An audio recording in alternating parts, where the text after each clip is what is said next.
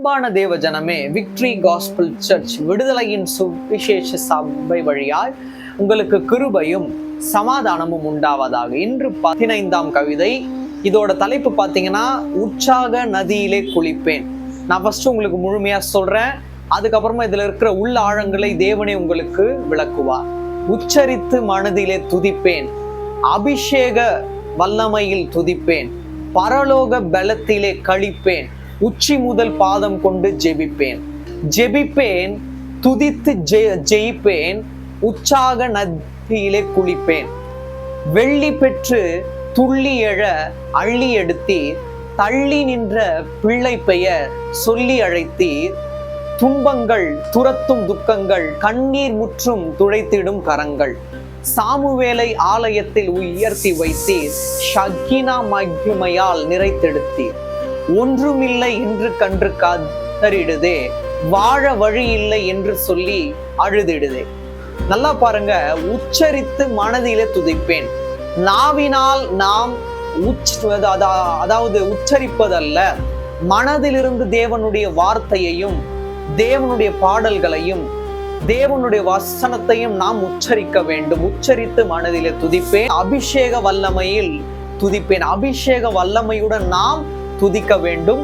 பரலோக பலத்தில் நாம் கழிக்க வேண்டும். கழிப்பு என்பது சந்தோஷத்தை குறிக்கிறது. சந்தோஷம் இருந்தாதான் நம்ம கழிப்பா இருப்போம்.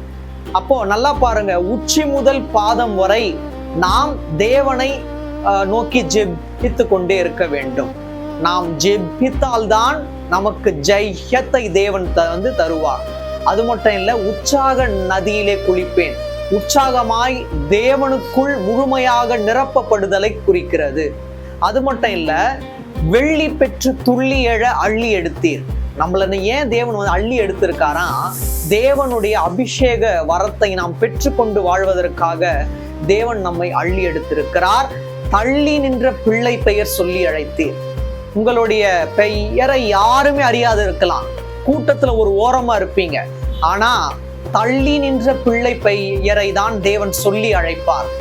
எவ்வாறு தாவீதை அவருடைய தகப்பன் விலக்கி வைத்திருந்தாலும் சாமுவேல் மூலமாய் தேவன் தாவீதை அபிஷேகம் செய்தாரோ, தள்ளப்பட்டிருந்த தாவீதை தேவன் ராஜாவா ஏற்படுத்தினாரோ, அதுபோல தள்ளி நின்ற பிள்ளை பெயர் சொல்லி அழைக்க தேவன் வல்லவராய் இருக்கிறார்.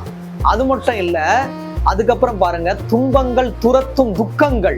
உங்களோட வாழ்க்கையில துன்பங்கள் துரத்தும் துக்கங்களாக இருக்கலாம், ஆனால் கண்ணீர் முற்றும் துடைத்திடும் கரங்களாய் அவருடைய கரங்கள் இருக்கும்.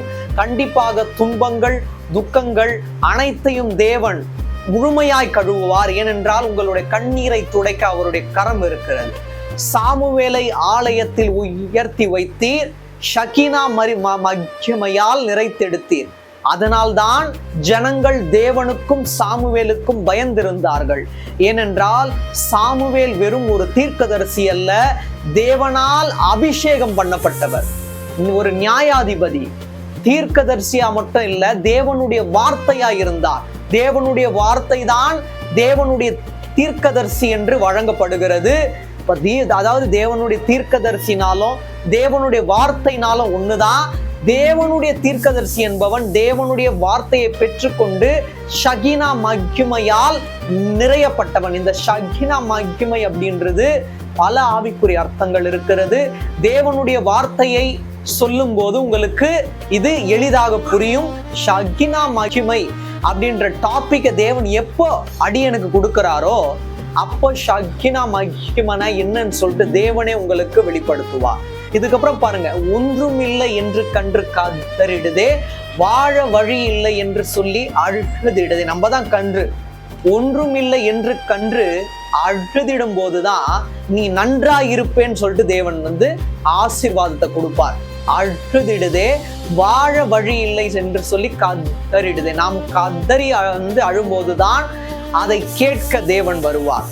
அது மட்டும் இல்ல, நீங்க நல்லா பாருங்க, இதுல ரொம்ப ரொம்ப முக்கியமா இருக்கும்.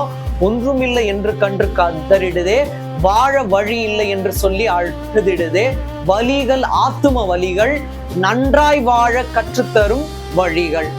அப்போ வழிகள் அப்படின்றது நாம் நன்றாய் வாழ்வதற்கு கற்றுத்தரும் வழிகள் என்று நாம் புரிந்து கொண்டால் தேவன் நம்மளோட வாழ்க்கையில வழி கொடுக்கல, அது ஆசீர்வாதத்துக்கான நித்திய வழின்னு சொல்லிட்டு நம்ம புரிஞ்சுக்கணும். தேவன் தாமே இந்த கவிதையின் மூலமாய் உங்களுக்கு ஒரு ஆறுதலை தந்து உங்கள் யாவரையும் மென்மேலும் ஆசீர்வதிப்பாராக. ஆமென்.